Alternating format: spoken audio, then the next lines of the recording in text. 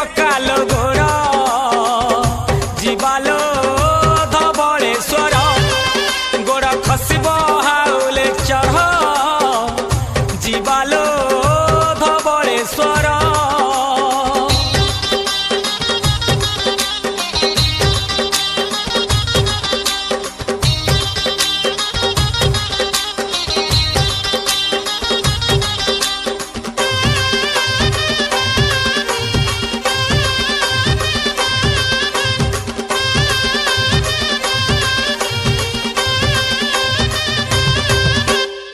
धवलेश्वरंक करुणा लभिले अंध तो पाए नयन छोटा चाली पारे मुख कही पारे निसंतानर संतान।